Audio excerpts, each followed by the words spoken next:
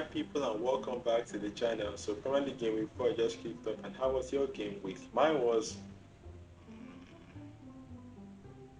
yeah, well that's not about me darling. Let's kick on with it. Currently game week 4. So anyways, let's go. Arsenal 3, Nottingham Forest nil. Big Ange is back to his old way, getting battered by Arsenal because of course he is. But yeah, there was always going to be an Arsenal win, and they actually played really well. 2 goals from Zubamedi, including an amazing screamer, and of course Gilchrist got a goal himself. Maybe he's not going to flop after all, but yeah, it was just classic Arsenal around football stuff, and in the end it got them the result. And as for Forest, oh yeah, Big Ange is taking you guys for a ride, so get comfortable. It's going to be a long season. Bournemouth 2, Brighton 1. Honestly, Bournemouth, you guys are still playing really well. I actually thought you were going to have a not terrible but just dull season because of all the signings you lost. But no, you're still playing well and you're still getting results like this. Honestly, guys, I'm sorry for doubting you, especially you, Ariola. Like, you're seriously a great manager, and I hope you get signed by a big team very soon. But yeah, Bournemouth, a great win against Brighton. But yeah, Brighton, pick up the pace. You're not getting better results anyways. Like, seriously, pick it up. Newcastle 1, Wolves 0. The German Peter Crouch is here. Wolf Mad.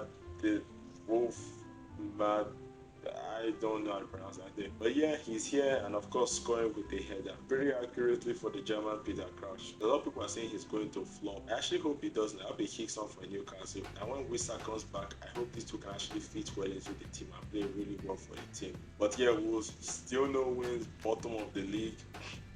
Could we actually go down this season? Everton nil, Aston Villa nil, a boring nil draw. But yeah, Aston Villa, just like Wolves, still no win. Unai Emery, I'll be fearing for your job if I were you. But yeah, still a boring nil draw. Crystal Palace nil, Sunderland nil. Another nil draw. 2 in a row. What the hell? But yeah, Sunderland, you might actually stay up this season. Hope we don't see another nil draw. Fulham 1, Leeds nil. Oh come on, another nil. Oh wait, they actually had a goal in it. Well, technically an own goal because it was an own goal scored in the last minute. Like seriously, Leeds, what a disappointing way to go out with an own goal. Must be pretty disappointing. Well, I mean, at least Fulham still got the win here.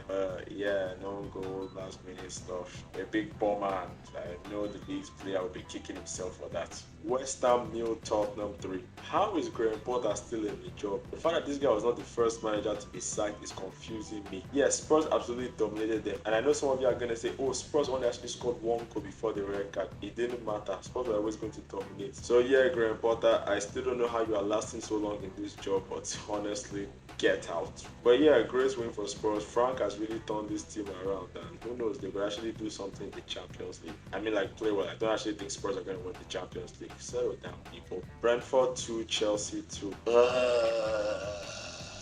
We don't want to trash them 4-0. Simple Olamide, you dummy. That first half was completely nonsense from us. Brentford dominated with their long balls and 5 men at the back, and then they got a well-deserved goal. Honestly, they could have been 2. But then Enzo realized quickly, brought on the main characters in the second half, and Chelsea got back into the game. Honestly, we could have actually won the game. Great goal from Palmer and Caicedo. And unfortunately, the long balls. This is all your fault, Arteta. And at the end of the day, Chelsea could only settle for a draw. I see a lot of people blaming Garnacho. He wasn't really marking his mark.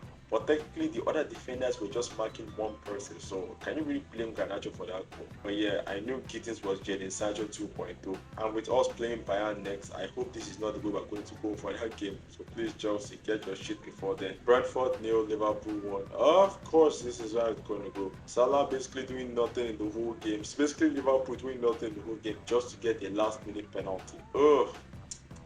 Hannibal, this is all your fault. Of all the times to fuck things up, it had to be then. Like, you really had to do it then. Why couldn't you have done it any other time? Why then? And once again, Liverpool get the win that they barely deserved, and they are top of the league as usual. I mean, it could be worse.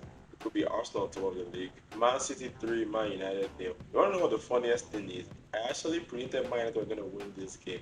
I don't fucking know why, I just did. The fact that I still relying on Ugarte and Luke Shaw in our Lord 2025. And speaking of Luke Shaw, he had an awful game. Like, he was terrible. I'm pretty sure it would have been way less destructive if they just brought back Johnny Evans and played him instead. But yeah, Man United fans are currently divided. Who are they going to blame? The manager or the players? How about this? Blame both. Yes, the manager's stubbornness is affecting you guys, but the players are refusing to show any individual ability to take on these games.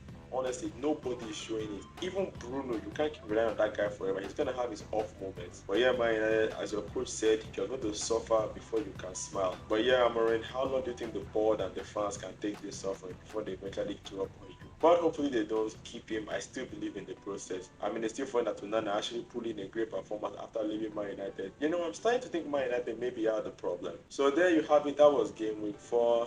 Pretty alright games, great results, boring draws, and disappointing results, mostly from my part and Man United. Mostly from Man United, actually. But yeah, the Champions League is back. I don't think I'll be doing this style of reviews for them, but I will be having my short and talk about big moments in there. So look out for those. But anyway, that's what I for you. Make sure to like, subscribe, and comment. Thank you, and goodbye.